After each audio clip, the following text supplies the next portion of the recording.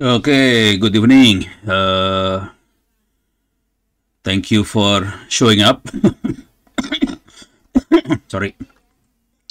So next week we will have no class, I guess, because next week is public holiday. Let me check the yes, calendar.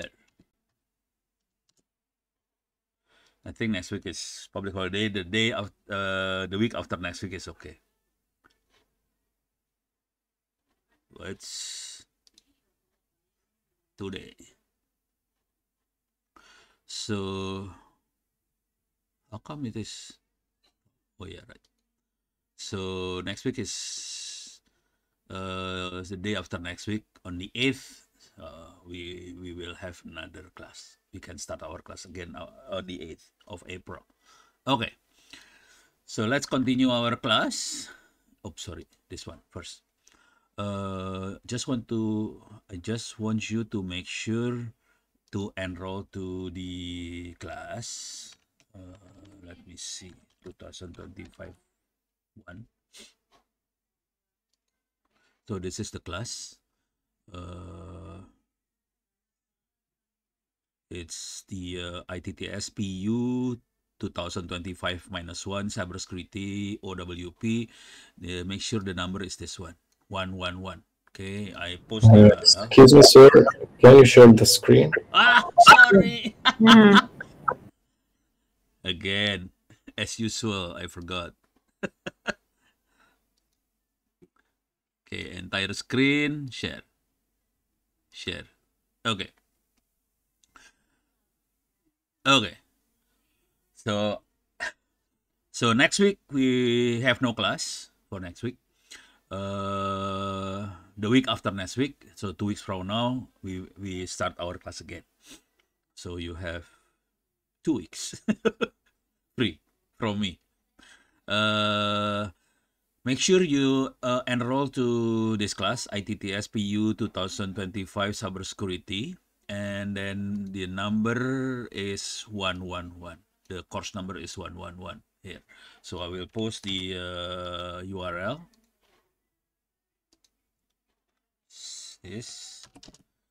So that's URL. Make sure you enroll to that class, and then to give you some ID who's enrolled to the class.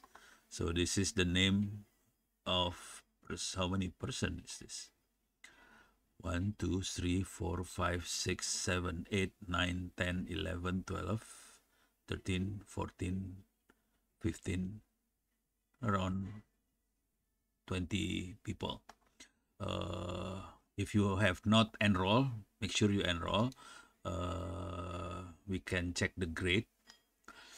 So 1, 2, 3, 4, 5, 6, 7, 7, 8, 9. Only 9 people basically completed the quiz. Those who have not completed the quiz, make sure you complete the quiz. The mark will be combined with Sir Rus. So we will combine our both marks into one mark. Okay.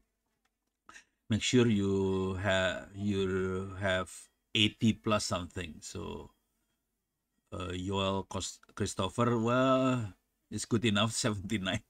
But if you can increase like 1 more point, that would be better. Okay, so that's about the quiz. Now we move to our. Oops, sorry. Sir, sorry, Yes. sir.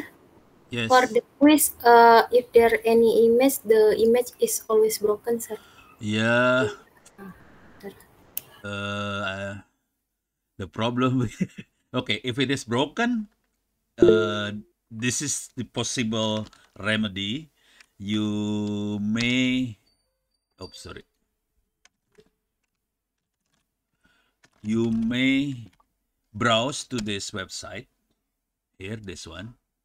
So this is the source of the problem. So this website, so all the figure the pictures is in this website, lms.onocenter.or.id. The problem with this website, the HTTPS HTTPS certificate is expired, and then I pay 300,000 rupiah to the provider, and then they delay giving me the certificate. So that's the problem. So I've and this website I need to reformat the websites, so I don't bother to, and then to update the certificate. So just want to make sure you browse to the website. If there is any warning, just click continue or something like that. So that's the problem. Hopefully it will solve the image problem. So the actual problem is I upset with the provider, basically. Not this provider, the HTTPS, the certificate provider. So that's the problem. And then maybe sometimes if I have time, I will format. This website's already 10 years old, so it's quite old. So I'm planning to reformat the whole thing. Okay. Okay. So I copy paste the URL. So hopefully, oh, where is it? Where is the chat? Oh, this one. And this one. Okay. Okay. So make sure you browse to this URL. Nah, okay. Again. So we already covered what have been. We already covered the I think basic server security. We covered the sorry, we have not covered the basic server security. We covered the intrusion detection system. We covered the basic data security. So these two we already covered in the last 2 weeks. Now I need to cover this one. I try to make it faster so we have more time to discuss later during the course. I like to cover this one, basic server security. Okay, there are 20. This is basically 20 tips for server security. You can read through this thing, or you are welcome to use ChatGPT to learn about these things. Okay, for example, this one. What are the basic server security? Mind you, the server security is for Linux, it's not for Windows, because many of the server now are Linux, not Windows. So this is for Windows basically. Well, Linux also have some update and patch, but they are basically most of the time is done automatically. Firewall configuration, SSH, access control, log monitoring, alert, and then disable unnecessary report, and then install security software, encryption, backup recovery, secure web server configuration, intrusion detection system, VPN, VPN, permission and DDoS attack, audit security, already we already cover backups, server security over here, backup and recovery. So ChatGPT reiterate. Oh yeah, by the way, we can build our own ChatGPT actually. I have been playing around with these things in the last week or so, and it seems not that difficult to build one of these things. Okay, I'll show you a little bit. This is what I'm playing around with. I think 3000 or 8080, I forgot. Oh, okay, not this one, the other one. It's wrong. Okay. So This is very similar. Okay, let me show you.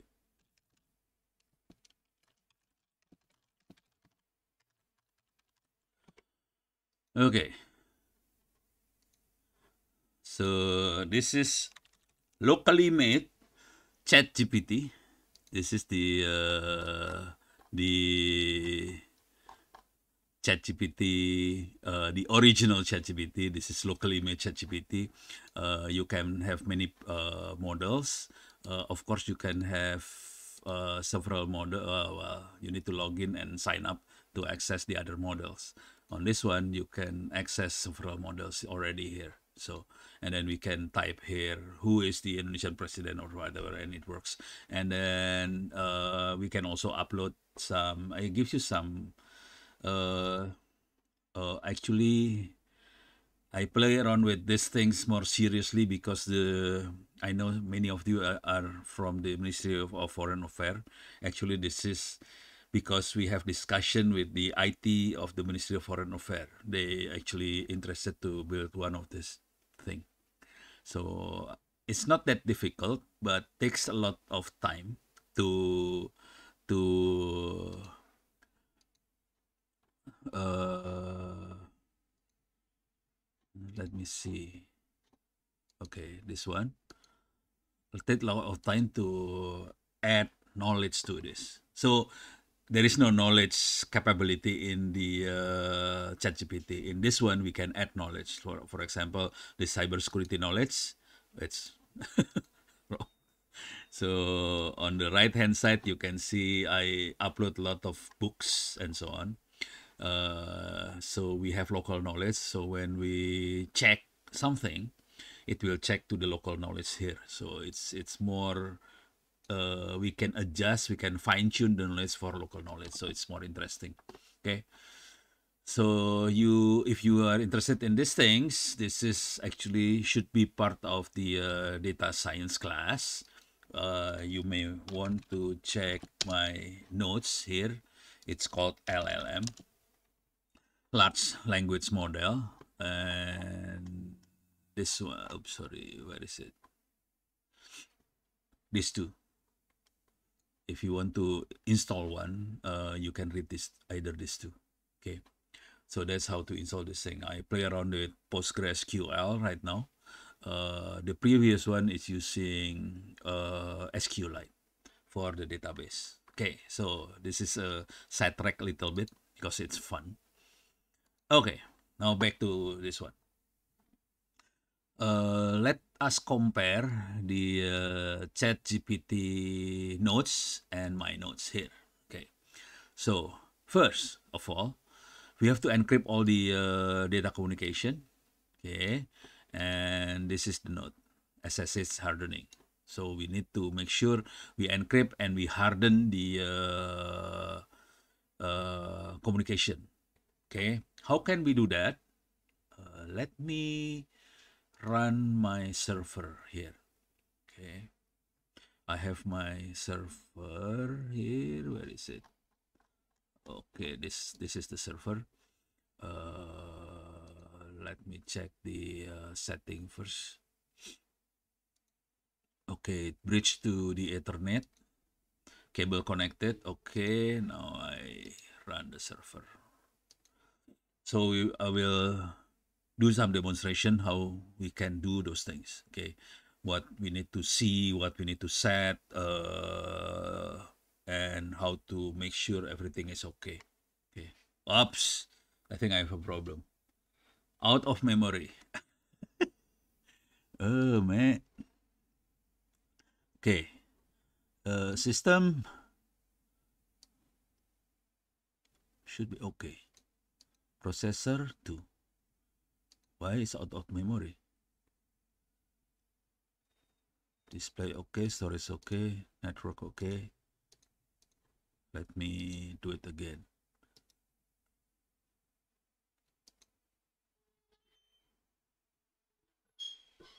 Huh? Wow. Okay.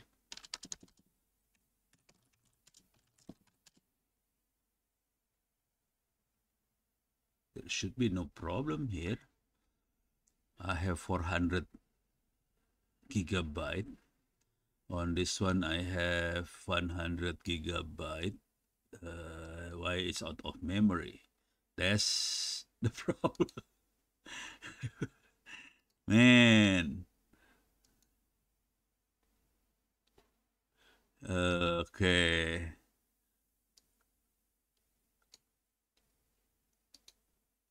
So I make my memory 16 gigabyte. I don't know. Okay, let me see if it works.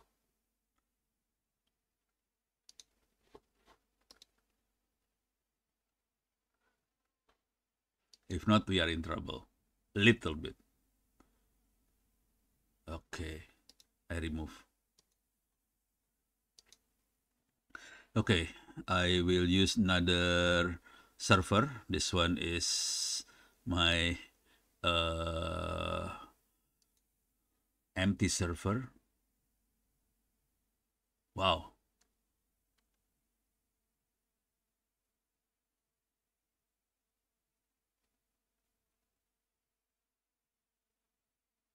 How come it's...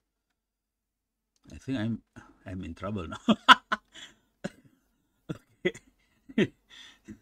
Okay.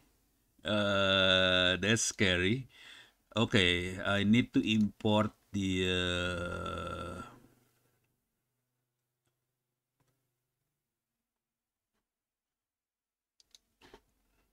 let me import. How... What's the problem with this thing?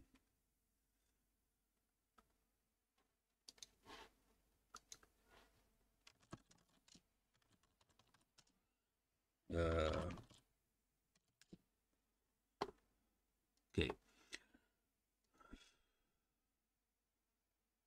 Import appliance. Let me try to import one. While importing, I will use my other machine then. Var data ISO virtual VM, and then this one.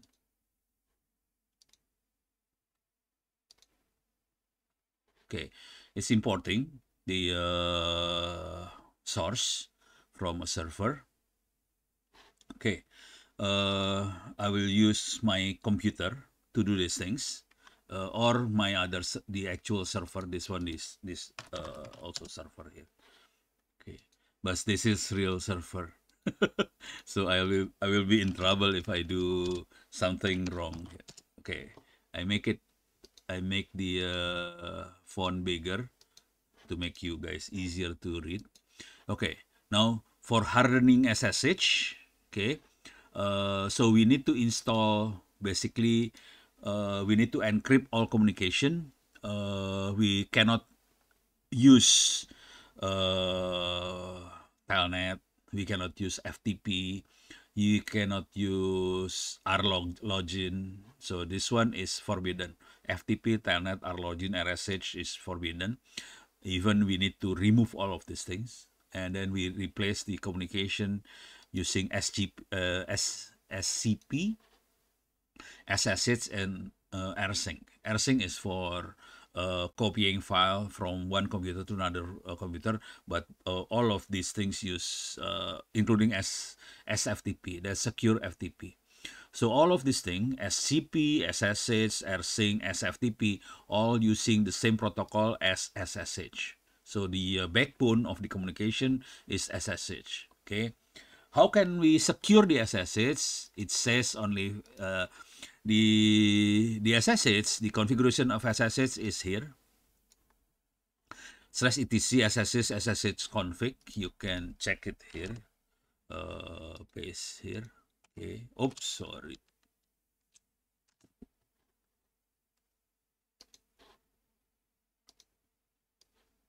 Okay.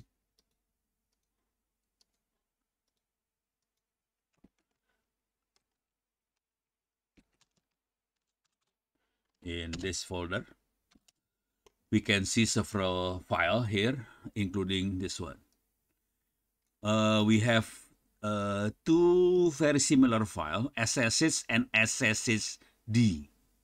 The correct one is SSHD configuration. Okay, so this one SSHD with D. D means demon. Okay, let me check SSHD. This is the configuration file.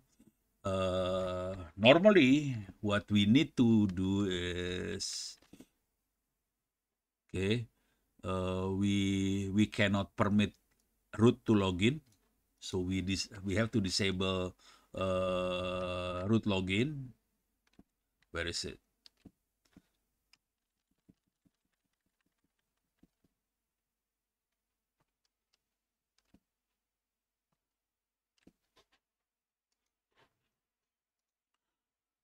Set permit root login to no. Okay, so we have to find permit root login. Okay, so we can disable by permit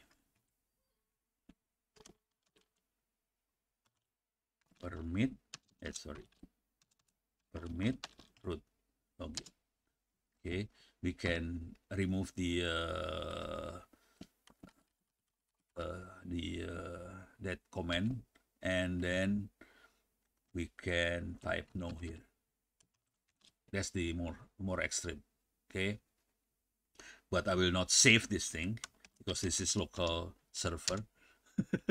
The other thing that I normally do, if I run server on the internet, okay, it doesn't say anything here, but what I normally do, I change this port number.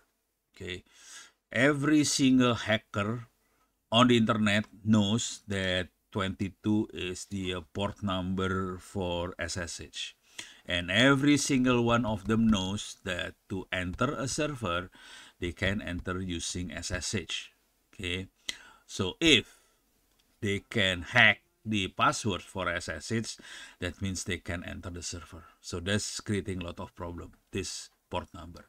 So what I normally do, I change the port number. For example, 221234. No, it can only like 5 number. So we normally I normally add more number to this thing, or we can change the number to any number.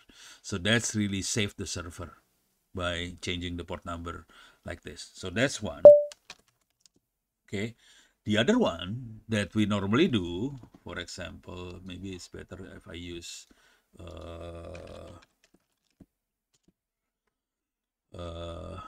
this continuous or no. Okay,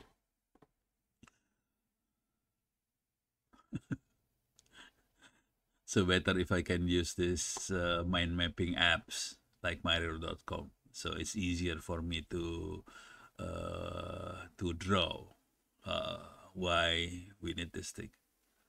Flowchart. Okay, so I do something here.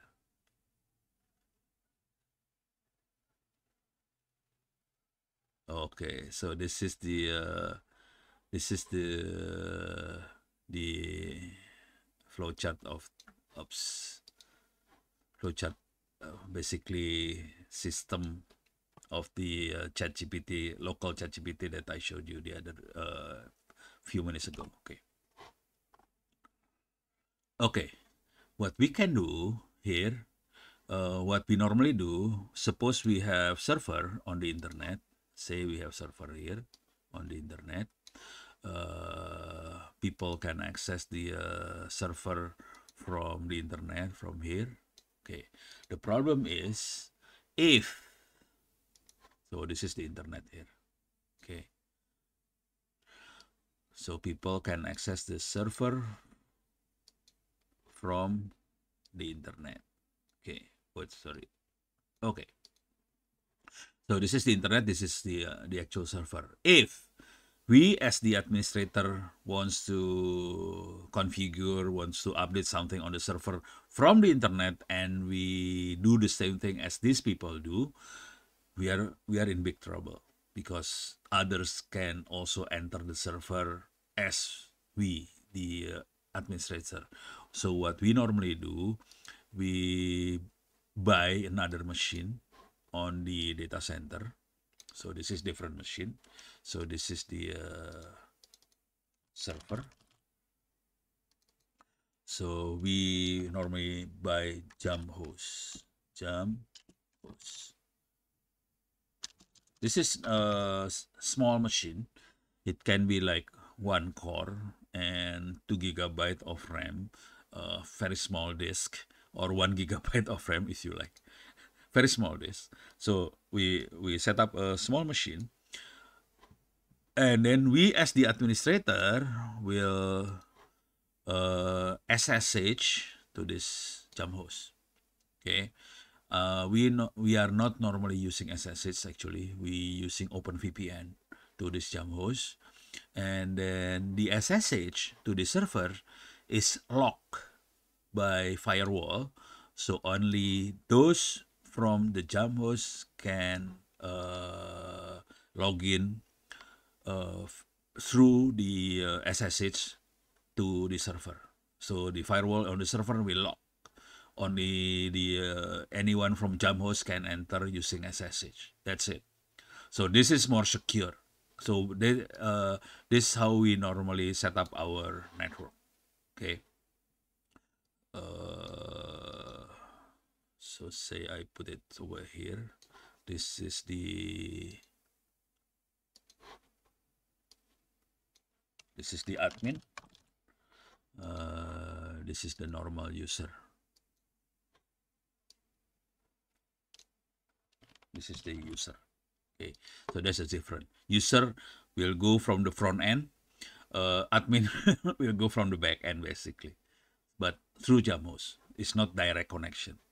This is how we normally do. Okay, so it both is not explaining this. So basically, it's a SSH hardening. That's it. But actually, it's more complex than that. Okay, so that's one. That's how to encrypt the communication. And then we want to minimize any software installed on the server. Okay. So we want to minimize any software installed on the server. Does it say anything about this?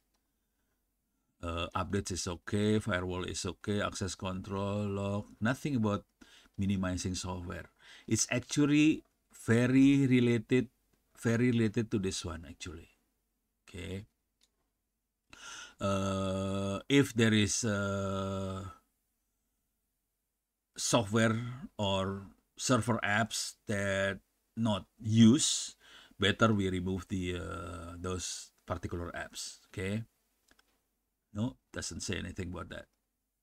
Okay, so it means, but this is very important. Okay, we can check the port number. Okay, by typing, I think, what is this? I forgot.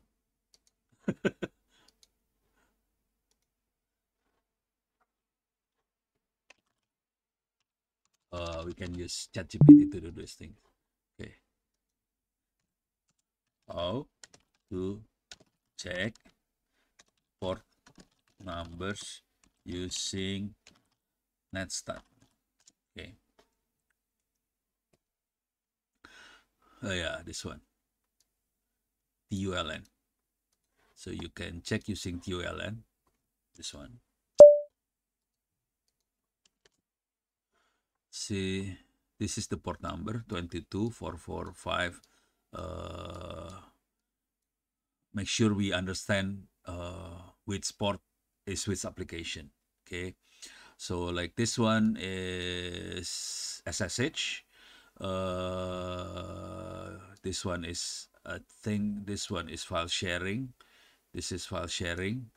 This is what, DNS server, and so on. Okay, to check which number is for which application, we can check using this one.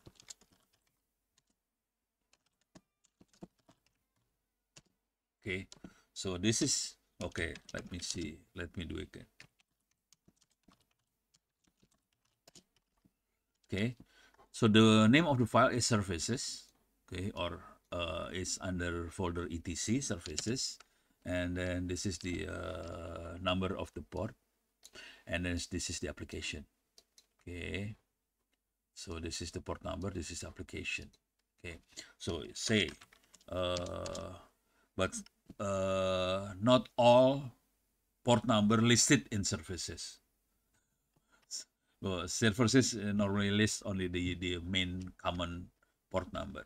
Okay, so for example, this one 5554. You can check using services 445. Sorry. So this 445 is Microsoft Directory Service. Okay, it's basically for the file sharing. This is a Linux server. This is not Microsoft server, but it's used the same mechanism as Microsoft. Basically, we steal the Microsoft authentication module, so we can have this kind of capability in the server. Okay, so this one is Microsoft. This one is file sharing for Microsoft. This 137, 137, 137, 138, 138, 138 is for Microsoft. 5353 most likely is for DNS server, I guess. Let me check.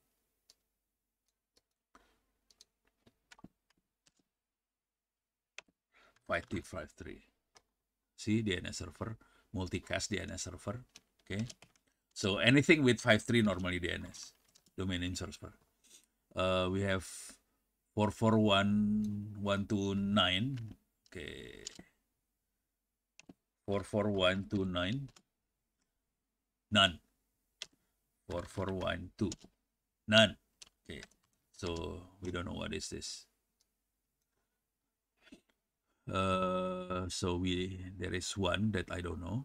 And then okay, this one is in listen mode. This is listen. This is the basically client mode. Okay, listen is the server mode. Okay, so we make sure that all this application we know. Okay, we have 1873. What is 873? 873. Oh, this is AirSync. This is for backup data from the server. Actually, I copy file using AirSync. It's not only backup. So I'm copying file, so updating my. So basically, I have 3 different hard disk. So I backup my data in 3 different hard disk. To backup the data, I use AirSync. AirSync works with SSH as well. Okay. Okay. So that's actually my server. This one is not needed actually. This is the domain name system DNS. Let me see what is the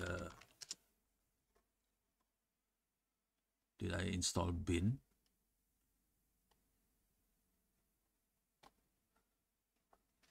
Because sometimes I play around with the server. Nope, no bin.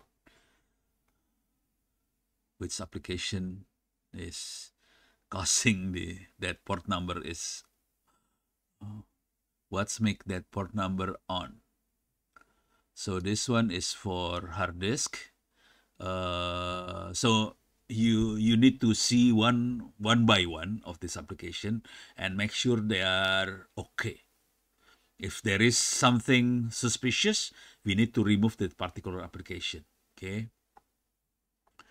Okay, for example, this is dangerous. This is getting dangerous. For example, okay, this one is okay. For example, this one is suspicious, for example. Then I know the process ID. To kill this process is by typing kill -9 4189. That's killing the process. This process is this one actually, ch mode, there's change mode. We can locate change mode in this one. Oops, there's a lot of change mode there. Okay. Okay, this is the one. To remove change mode, we can apt remove purge. Oops. If we want to remove an application, we can do it like this. Remove purge change mode. I will not press enter, otherwise my change mode will be removed. So basically, this is how we do these things. Okay.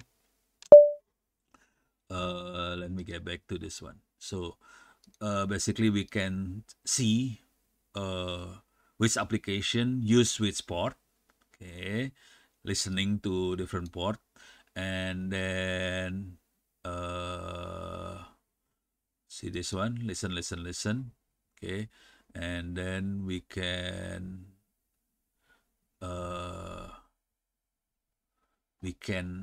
trying to find the actual application that take that particular port, and then we can remove that application. Okay, so that's how to remove things from the server. If you want to see all the list of the application, we can type this kind of this command here, dpkg list. Then we can list all the application that install in this particular server. This is an old server. It has been running for what, 10, maybe 12 years.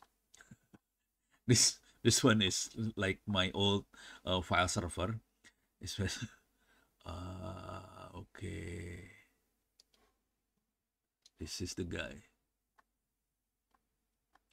Okay, this has been running for many years, and I'm not really updating the server because it's only file server and it's local in my network. Okay, so that's how to list the server, and to remove, we can remove this one, remove package name.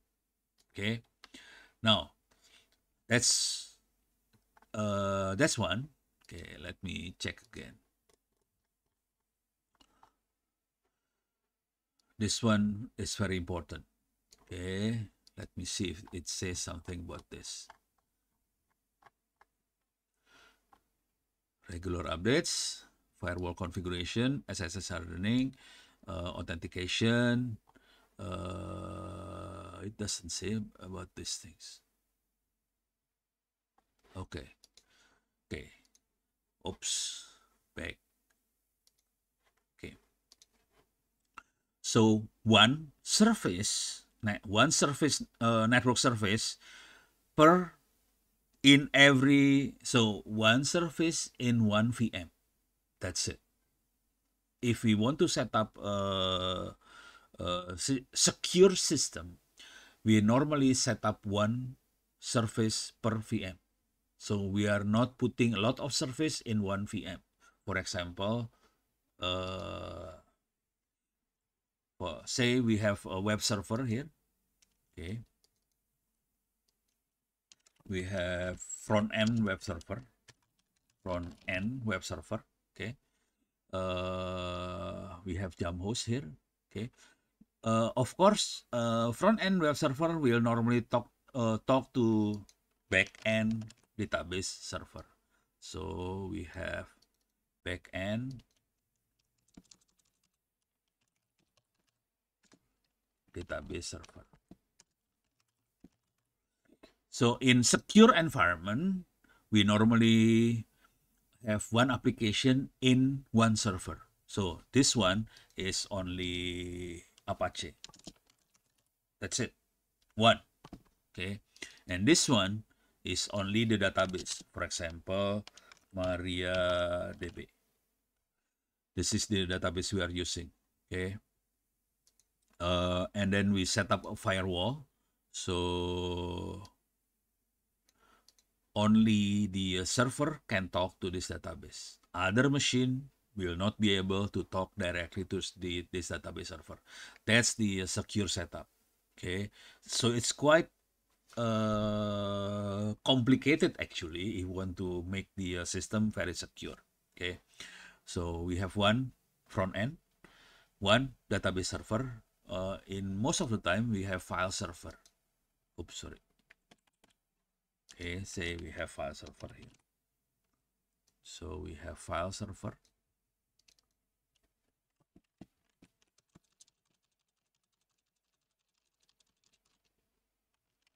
File server. Here we can use anything.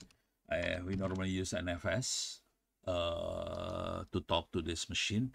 So, and then we can set the firewall.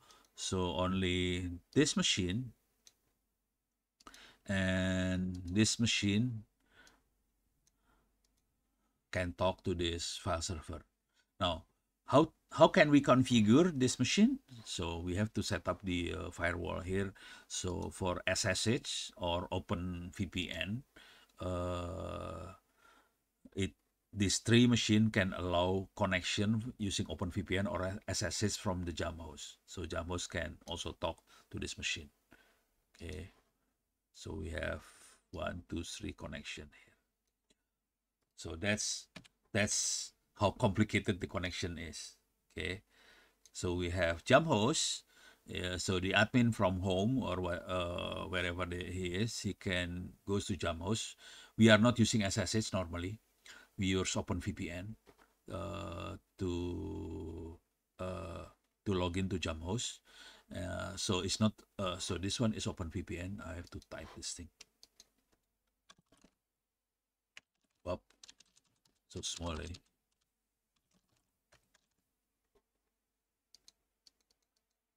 So this is OpenVPN connection, while this one is web HTTP connection. Okay, and this one is SSH. This one is database connection. So it's normally use the database port to connect to this one. Okay, and this one SSH. This one is NFS connection. So it's different protocol used for different connection. Okay, let me see if you have any questions so far. As you told us about how to secure server usage, we can change the port number of SSH to any other number that we want. My question is, if the change SSH port number is still open, is it possible for hacker to see if there is change port number using Nmap? Okay, I will do some demonstration here.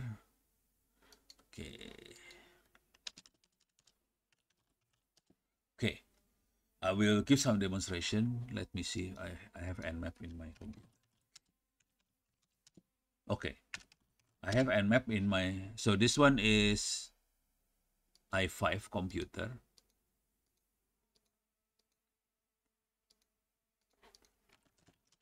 Okay. So this is the i5 computer, which is my computer, and this is the actual server. Scan this.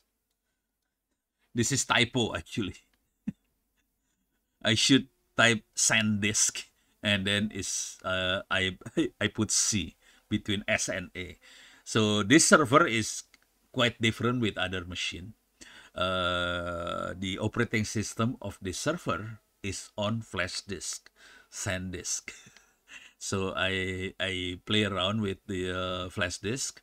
So because I ran out of disk at the time, so I don't have any disk anymore. So my disk will be used for storing the data. So I use SanDisk USB flash disk as my operating system.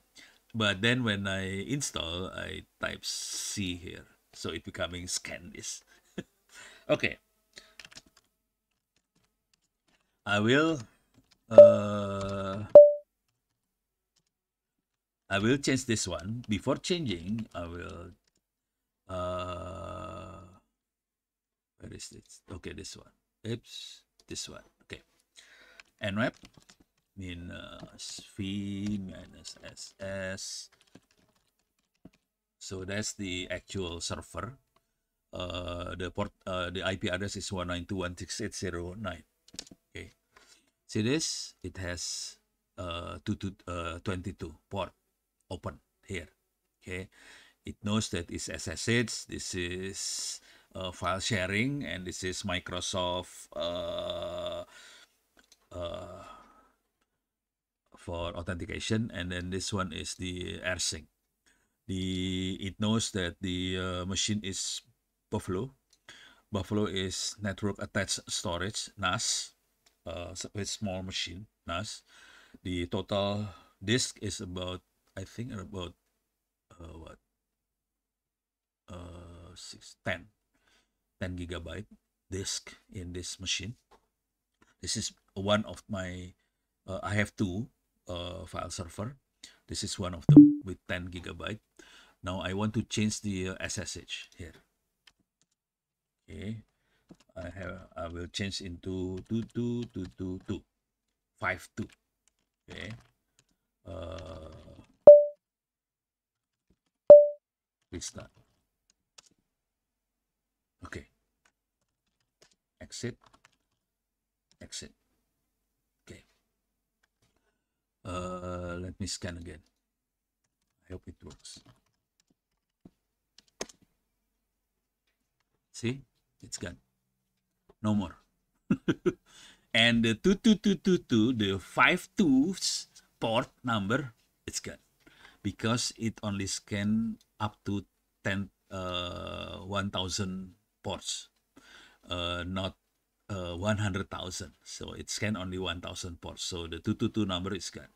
How can I relog in to this machine? Then that's the problem. I have to say port number 22222. I hope this one. I hope this is right. Okay. That's it. So I have to specify the port number now. Previously, I don't have to specify because I'm using the default port number. But I need to change this thing, otherwise I forgot. SSH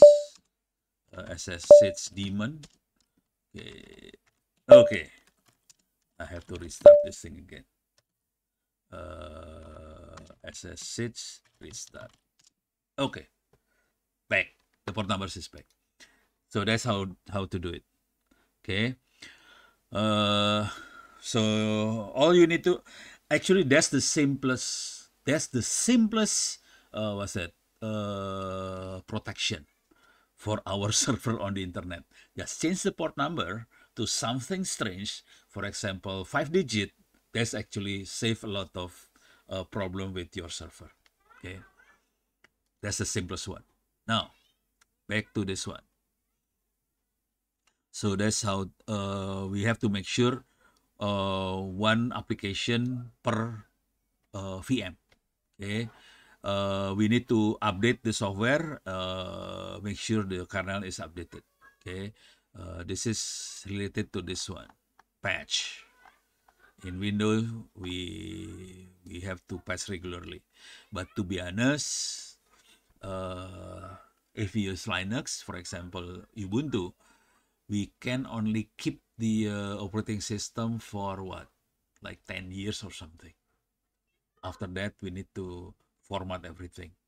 So what we normally do, if it is getting closer to 10 years, we back up all the data, we reinstall the server with new server operating system, and we restore all the data back. So that's what we normally do. Okay, but before, so we have to keep the old machine running, make sure the new machine is stable. After the new machine stable, we take over the old machine using the new machine. So that's how we normally do. Okay. Some Linux operating system has Linux secure extension. If you like, you can use this one, and this is quite dangerous because one of the extension, it can encrypt the file system. It's good. That means all the file system will be encrypted. It's very secure. The problem is if we forgot the password, that's creating a lot of problem for us because we cannot. It's impossible. It's nearly impossible to crack the file system, and that's happened with the okay. Actually, I teach the what's that? The Indonesian Special Force, the Army Special Force, and then this guy, after 1 year, and then this guy emailed me, sir, I forgot the password of our file system, our server. Oh, okay. I think we are in trouble because we cannot restore anything.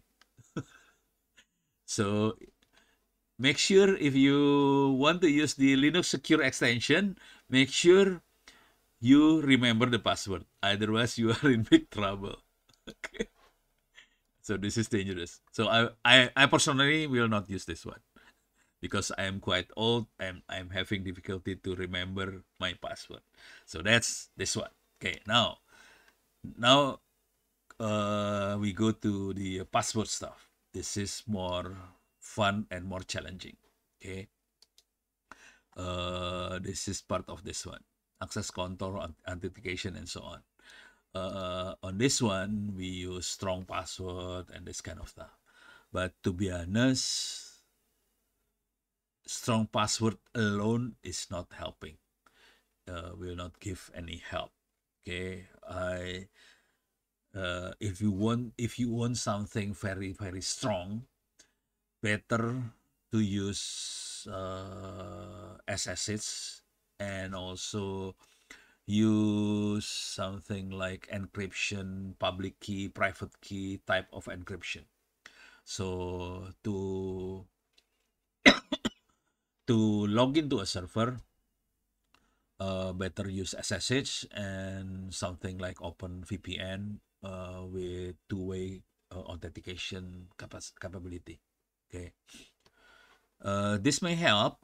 Multi-factor authentication may help. Yes, of course. But for me, I normally skip all of this. I go for SSH. Okay, but for conventional users, yes, we can use this one. So this thing is for the conventional user. Okay. First, as the admin of the server, we need to install this one, Cracklib. PAM Cracklib is a library uh, to crack, in quote, the password.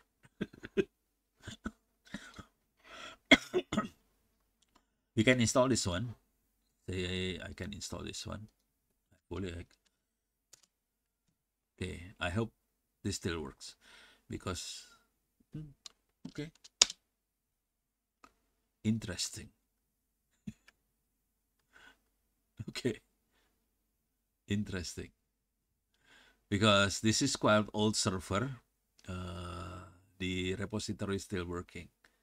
Amazing.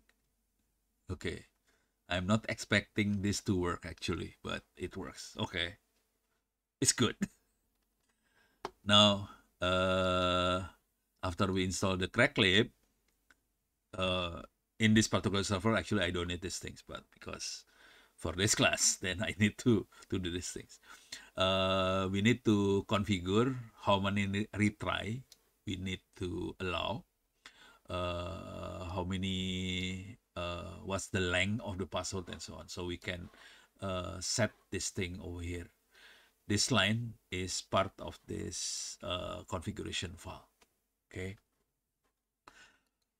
Okay, let's see if I can configure this one.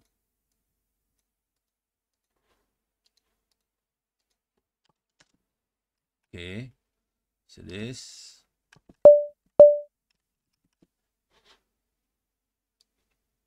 So this. This is the prerequisite. We can enforce how many times we can enter the password. After that, we can deny. Okay. This is prerequisite. We okay, I'm in big trouble now because the minimum password rank is 8. My password is only 6. So I'm in trouble. Okay. Okay, I have to uninstall these things because it's creating me a problem because of this one. Okay, but anyway, okay, this one, and then if fail, it will deny. If it is okay, it permit. Okay, that's how it works. Okay, okay, then maybe later after the class I will remove these things. Okay, then we need to check whether the password is not strong enough. Okay, how can we check a password strong enough or not strong enough? What we do, we hack the password. Okay, to hack a password, we need to use John the Ripper. John the Ripper is in Kali Linux. I have to run Kali Linux if so because I will not run Kali Linux now. I will just wants to show you how it is done. First, we need these two files: password, passwd, and shadow. Passwd is the username. We can find the username here. Shadow, we can find the not the passwords but the seed of the password. See, okay. Let me see if I can. So this is the username. Okay, see this is the username, but there is no password here. Okay, the password is not in the passwd. Okay, this is called X here, so the password is not there. Let me see the shadow now. Okay, see this. This is the password, but this password is hash. Okay, now we need to unshadow both password and shadow so we can create. No, unshadow is in Kali Linux. We don't have unshadow in my server.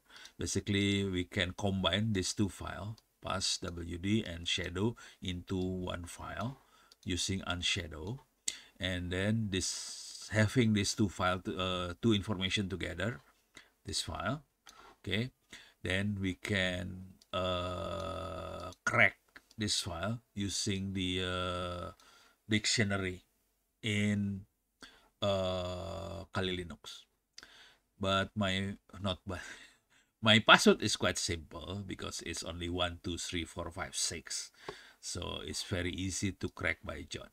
So this is how to check whether the password we are using is strong enough or not. Basically, we crack the actual password, and then after we crack the password, we notify the user. We can say, okay, dear sir, your password is not strong enough. You need to change your password into a stronger password. So we actually cracking the password of the actual user. Okay, so that's the other thing we do. Let me remove this one because I'm in big trouble otherwise. I hope it works.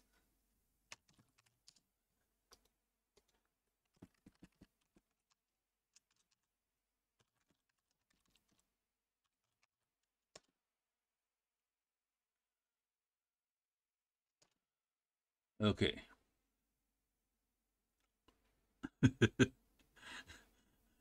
Because otherwise I'm in big trouble because I cannot log into my machine because my password is too small. Only 6 character. It asks for 8. So, well, okay. Now back to this one. Okay, now we can check the age of the password. Okay, we can check if we can disable this feature by adding the age 99999 into set the user so that we don't have to change the password. Okay, that's change age. If you want to change the age to several days, we replace X with how many days we want user to keep their password. Okay, the problem with this is many user will upset because they have the system will notify them to change the password after several days. Okay, for example, we ask them to change after like 90 days, which is 3 months. Okay, it seems to be okay, but then every 3 months they have to change the password. That's becoming a problem. We can get the information which whether the user is expired, the password is expired or not. Okay, now by typing this comment here. Okay, we can we can also edit the shadow file, username, password, last password change, minimum days, maximum days, worn, inactive, and so on from this one. Okay, so see, it's called password. It's actually not the actual password. This is the like the hash password, the hash of the password. Okay, we can do these things like every 60 days we have to change. The minimum is 7 character and so on. Okay, it will receive some warning for several days and so on. Okay, so this is we can do something like that as well. To force user to change their password, we can use this command: change age minus d 0, the username. Then we force the user to change their password during initial login. Okay. Now this is the interesting trick of the system. Sometimes person like me also do the same thing like this. In many times, user will reuse their old password. That's creating a problem actually, because when people reuse their old password, then the system become useless. Okay, of course they change the password, but they reuse the old password. So basically the password is the same. Maybe they have like 2-3 password. Now using this kind of thing, using this command here, the system will remember 13 password. So make sure when the user change the password, make sure they will not use the last 13. Of course, they can use the 14. Now, the problem with this, we can see here, but I cannot log into the system using my account from President University, and this is very secure system. Okay, I'm in trouble now. Okay, this is Dark Radar. Basically, this is the cyber intelligence. You can ask for account here. It's not free. We have to pay. I can enter my name, my password, but it will authenticate to my Google Authenticator, and that's creating a lot of problem. So maybe better to see my the record of my presentation. Basically, in Dark Radar here, just to say something about this thing, that it will search dark web, and it can check ransomware activity monitoring in dark web.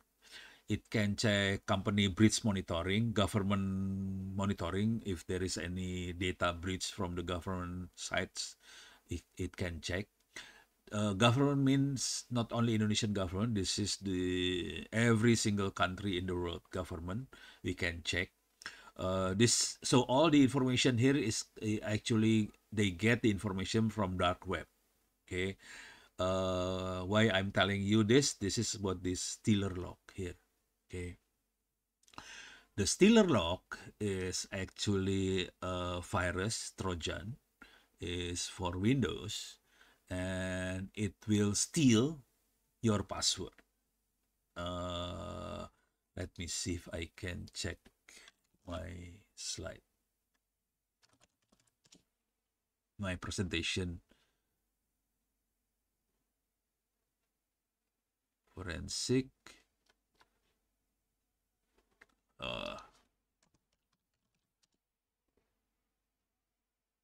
Let me check. Dark Radar.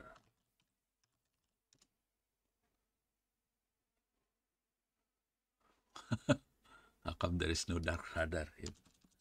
Man. Oh, this one. Video. Okay.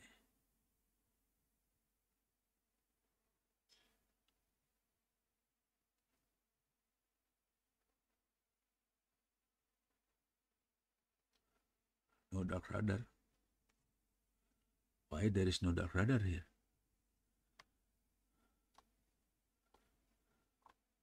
So I'm not putting. I think I upload the file.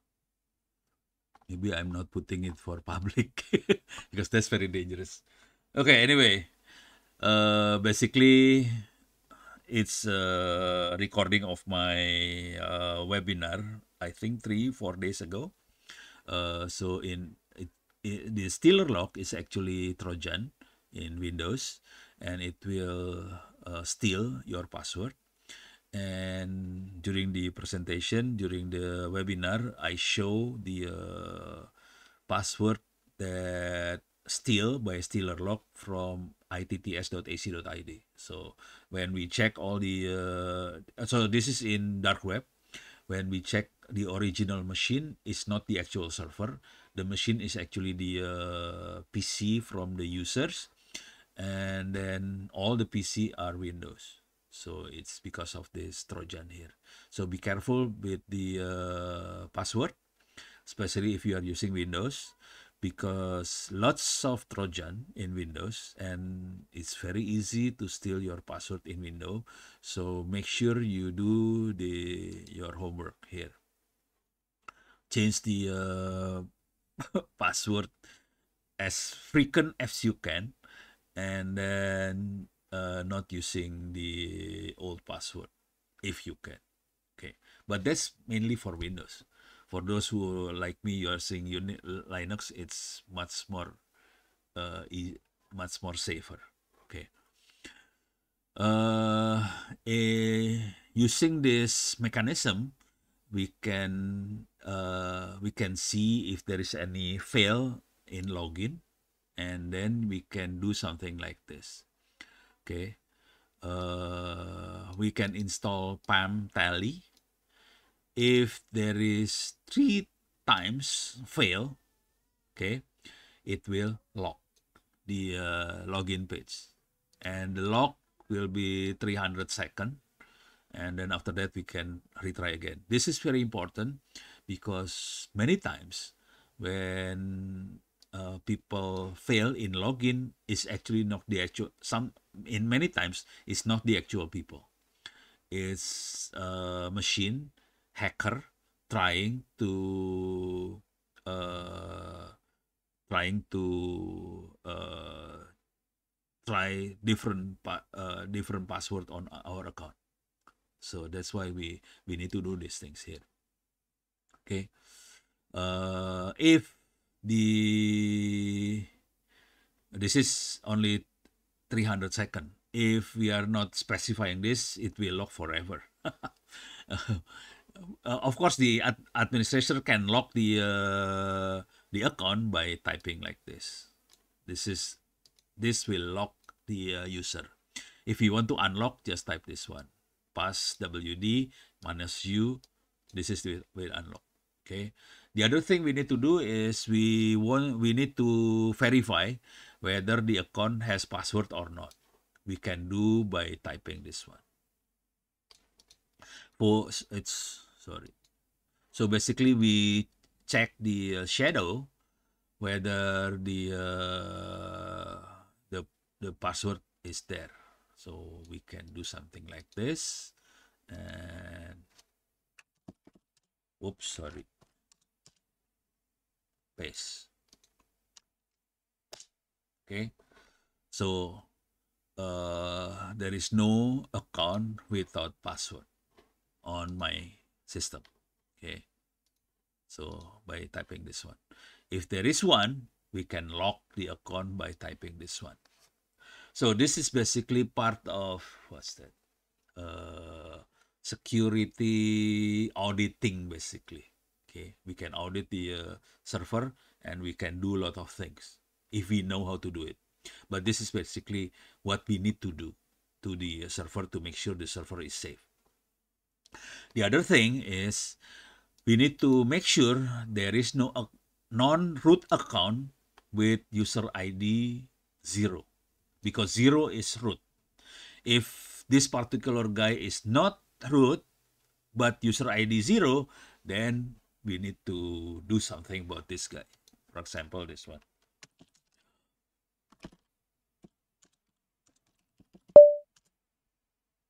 See this? Root is 0. Okay. Daemon is 1. Bin is 2, 3, sync 4, games 5, and so on. But there is no other 0 here. 0 only 1 is the root only. Okay. 0 is root.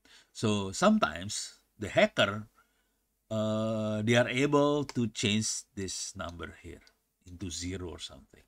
For example, I can do to myself. I can change this one into 0 if you like. So I become a root.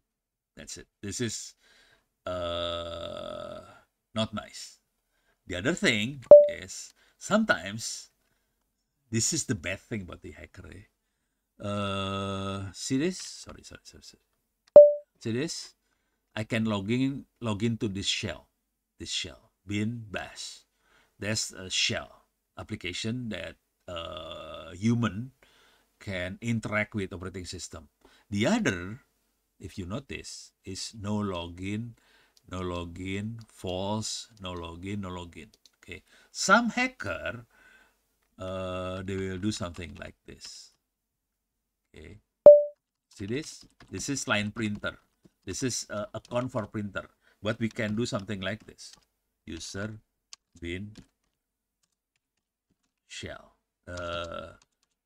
bin bash, okay, or like this, bin bash. That means this account, if someone can log into line printer, it will get a shell. And then if we can change this one, it's more brutal. Okay, so that means the line printer is actually root, and it has access to shell. So this is very dangerous. Don't worry, this is happening. I see in my own eyes, actually.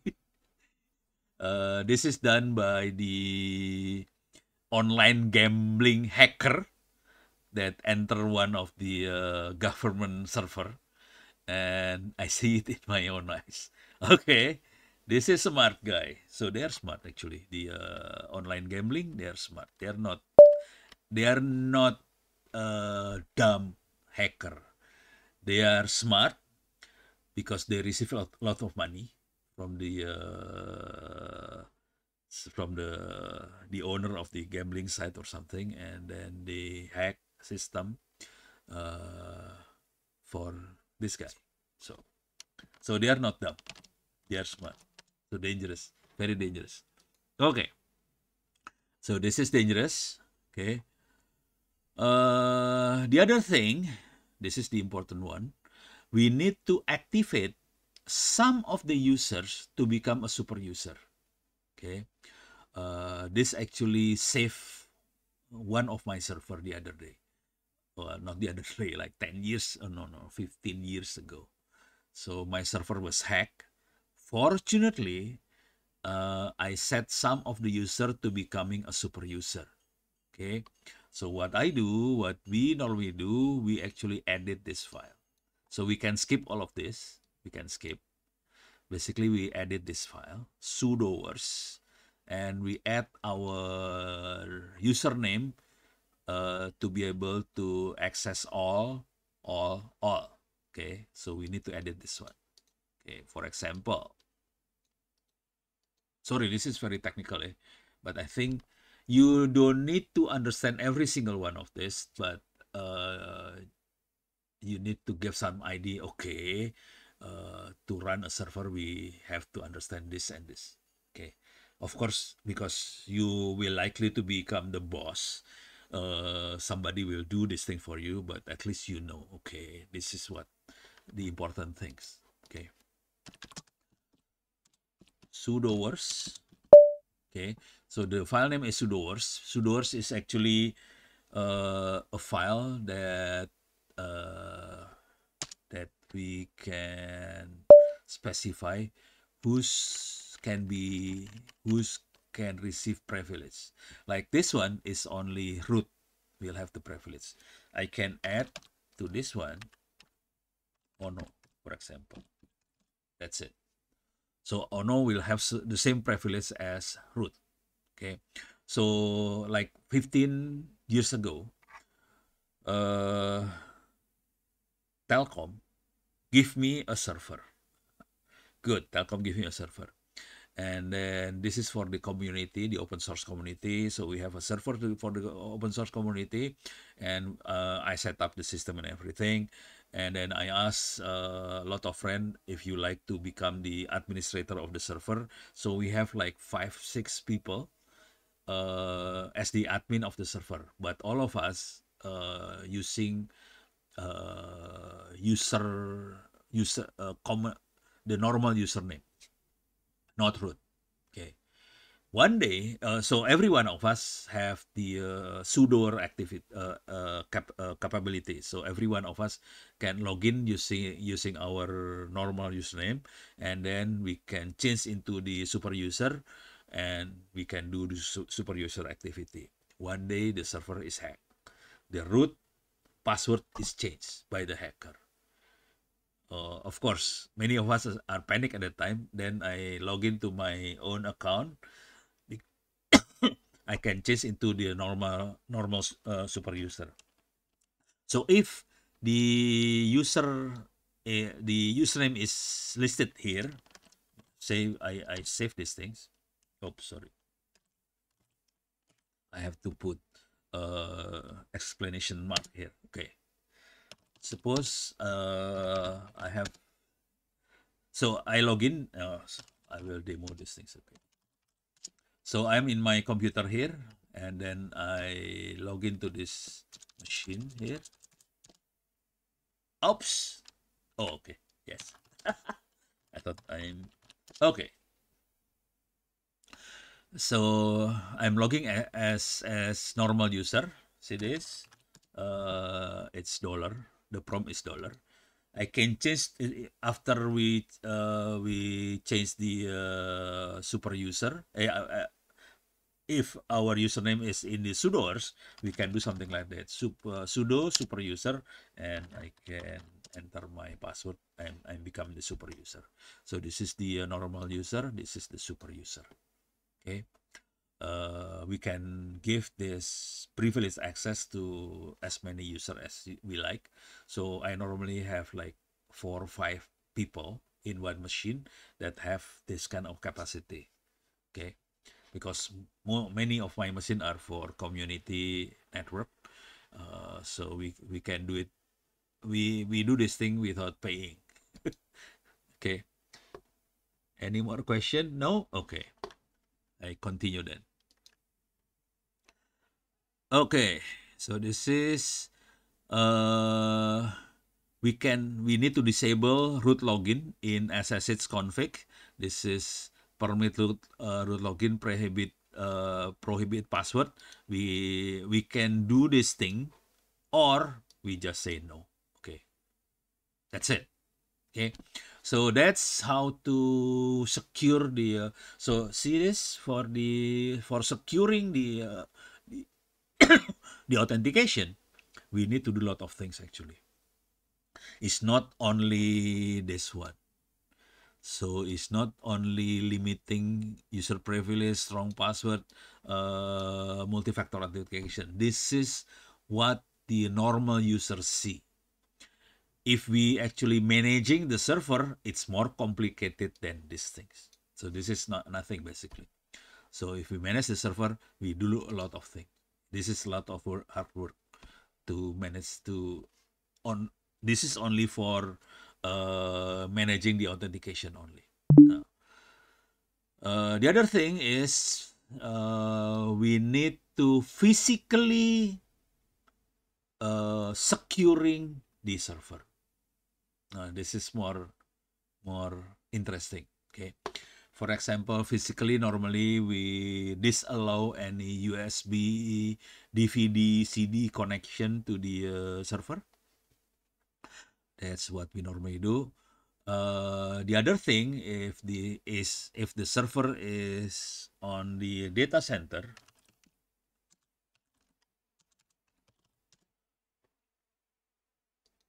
oops, sorry, not video, image. Okay. If the server, we store the server here in data center like this. This is the data center like this.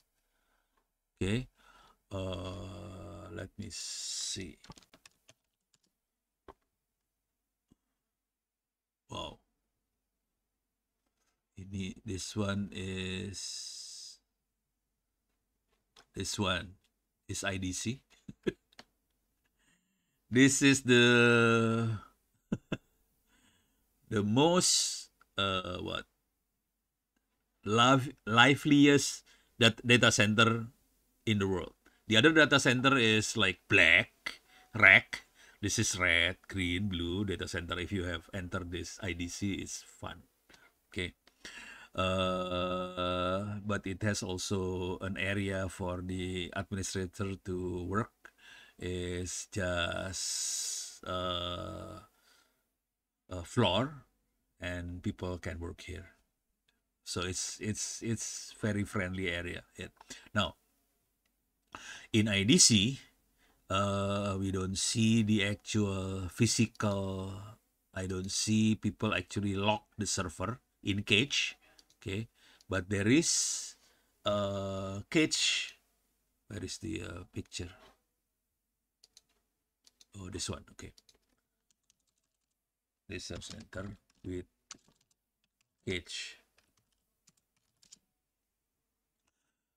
In several area, especially the government area, I see in the government area, I've been in ComDG, I've been in several other government area, their data center, they put it in cage. So we have data center. For people to enter the data center, it has several barrier, password, whatever. And then within the data center, it separate the public in quote and the more secure area. So the more secure area, they normally put the rack within cage like this. So they are data center with cage like this. So physically, it's more difficult. Even entering data center is not that easy. Normally quite difficult. Okay. I can enter data center quite easy because I know the owner. A lot of them are friends, so it's easy for me to enter data center. But for common people, it's more difficult to enter data center. For us, to be honest, it's not our preference to work in data center, because in data center normally we work in like in the inside the freezer is very cold, so it's not a preference to work in data center like that. Okay, so this is the data center that has the cage, and that makes things much more secure. That's physical. That's physical security of the server. Okay, the other thing, we need to disable any unused service. Okay, we can check. Let me see if this still works. Let me see if this one still working. Sometimes this is an old one. See this? It's not working. See? Check config is not working anymore. This is an old one. But we can check. Let me see if we can check this one. We use system control. Check config is in Red Hat. Okay, so these are the service that enable in my server. We can disable these things like this. I don't need this cloud service because the server is private network. We can disable this one. This is enable during the installation process. We can disable these things. We cannot disable this thing. It's very dangerous. What else? On demand, open iSky, snap. We need snap. But if we are not installing anything, we can disable snap if you like. So at least this one, we don't need this one at least. So we can disable. So this is how we check the whether the service are on or not. Okay, make sure it's disabled. Okay, that's it. This is in system 5. This is in Ubuntu Debian. We use the system control this one. Okay. To check any active port, we can use tulip tool pn. Okay, and then we can also do port scanning. I did using nmap for port scanning. That's it. Oh, okay. In server, we normally remove all the the windows in server. The problem with Windows, it has Windows, so we cannot remove. This is only for Linux. On Linux, we normally remove Windows.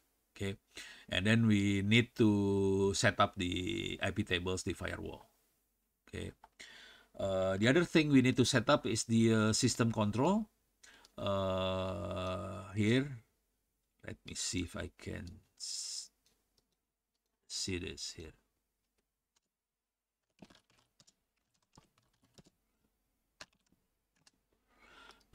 This particular file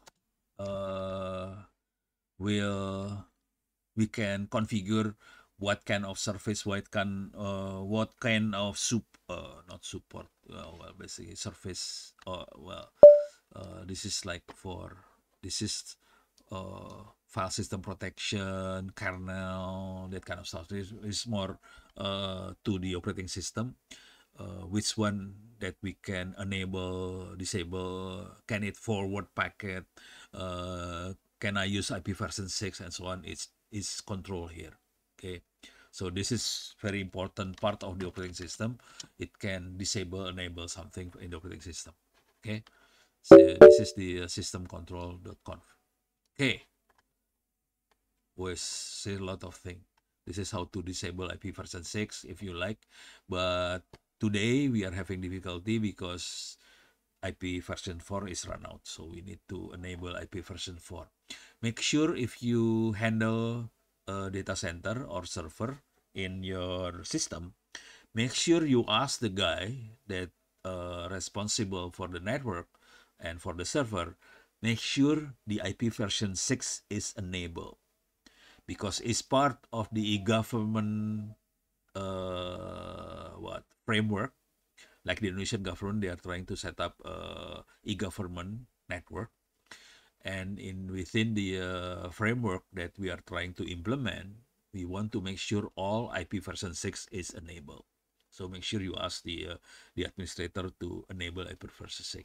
So it's not disabling IP version 6 like this one. So do not disable IP version 6 actually. Even we are trying to remove IP version 4 and migrate to IP version 6. Okay. Let me see if there's any questions. No more questions. Okay. Oh, sorry. We still have like 14 minutes. Okay. No more questions? Okay, let me see. This is to disable binary of user ID and group ID. Oh, this one. This one is to find a file that writable from the world. Okay, we can. This is fine. /dir /something, and then want to check whether it's writable from the word, we can change the /dir here. For example, this. Okay, see this? A lot of file is writable from the world actually in my computer, but this computer is not. This is not on the internet. This is local in my computer, in my network here. So I didn't really care about the security, because I just want to make sure everyone in my house can access the. This is the library. That's why I allow everybody to access. This is actually the library of my in my home. So you are welcome to copy for that. For example, this one. This is the library. So this is all the library of my books. You can enter this folder, cybersecurity, and this is all the files here. Okay, you are welcome to copy if you like. Just send your hard disk to my house, and then I can copy all of these things for free. Okay, no charge. But this is a lot of books actually. This is about cybersecurity. Of course, they are also about hacking and so on. Okay. Let me see what else. This is for checking if there is file with no user, no group. Okay. All my file is no user, not group actually. Because I just want to everybody to access the file. So these two will not work in my server, because it's all word writable and all with no user, no owner basically. Okay, so that's not a good practice for server in public, but this is like local server is fine. Okay, now if you are in company, in office and so on, we need to make sure you have a centralized authentication system. Okay, normally you have the like Microsoft LDAP or something like that, or the other equivalent is Kerberos, but not many people use Kerberos anymore. Seems people more leaning towards this one. Okay, Kerberos is more difficult because it's use key. It's more secure, but it's more difficult because it's public key, private key, and stuff like that. Okay. The other thing we need to make sure is logging and auditing. Okay, we need to install logcheck, logwatch to check on our log. Okay, by installing logcheck like this, then you can check the log, the condition of our server, so that it will it will give you the report, something like this. When does it begin the check, the condition of the IP address, there is how many packet from which interface. These are like machine kind of report. This is not human readable. For the system administrator is okay, but for normal user maybe it's quite difficult to understand. Okay, so this log check. If you actually running the system, seriously running the system in the office, I better to use. It's called in general. The generic name is SIEM. Oops. No, okay, this one, something like this. The generic name is SIM, like this. Wow, this is only an advertisement of SIM. Okay, we can read what is, or we can use this one.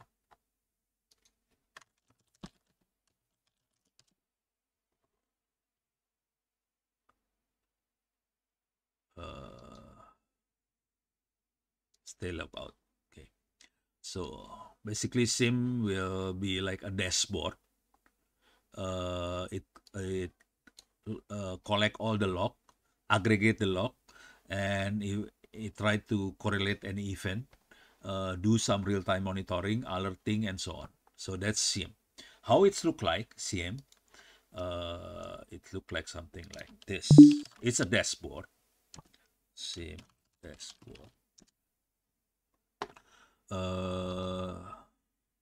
So you can see on the SIEM, you can see something like this. Okay, let me see if I can do something. Oops, too small to see. Let me see if, so you can see how many event, what kind of event, and so on. Okay, one of the open source SIEM is Wazoo. This is open source, so it's free. You can install on your server. Oops, oh, okay. You can drop here. Oh, okay. Interesting. Let me see if I can make it bigger. No.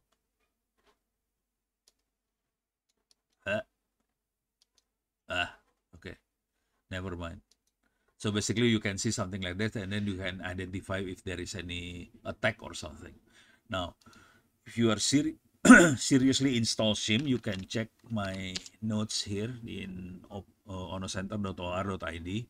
There are many SIM. SIM open source. Okay, let me see. Okay, these are some of the SIM. There is OSIM, OSSEC, Splunk, Elk, Wazoo, Apache, and so on. So a lot of them. One of my favorite is actually Wazoo. Wazoo, is there any notes? Okay, this one. So there is OSIM, Wazoo, Security Onion, the Hive, and so on. My favorite one is Wazoo here. How to install it is like this. You need, depending how many agents. So basically in this kind of environment, you have the dashboard like this. To be able to get the data for the dashboard, we need to install agent in various server, in various machine. So depending on how many agent we install, if we have like 25 agent, we need 4 core CPU, 8 gigabyte RAM, and storage 50 gigabyte for 90 days. Okay, so depending how many days you want to keep the data, so basically we have about 50 gigabyte for 90 days if we have 25 agents.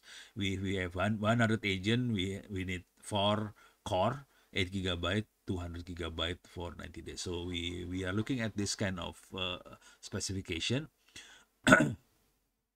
To install, we can do something like this. Basically, we use URL to download the Wazoo, and then this is to install the Wazoo, and then we can continue following these things here. Okay, and Wazoo we can access Wazoo using this address. This is the IP address, Wazoo dashboard IP address. We need to set the password for the administrator. Then that's it. We are using Wazoo. Okay. Of course, you are welcome to check the other dashboard. To be honest, it's not that very difficult to install. The problem is not installing the system. The problem is how can we quite disciplined and serious to maintain all the agent, configuring, monitoring all the agent and so on. That's the difficult part. Okay, installing this thing is not that difficult, but maintaining these things, it's quite something. Okay. Okay. Any questions? No questions. Okay. Thank you very much. So next week we are free. The week after next week we have another class. Okay. Thank you very much. See you in 2 weeks. Okay. Thank you. Thank you, sir. Thank you, Pak. Okay. Thank you, sir. Thank you, sir. Okay.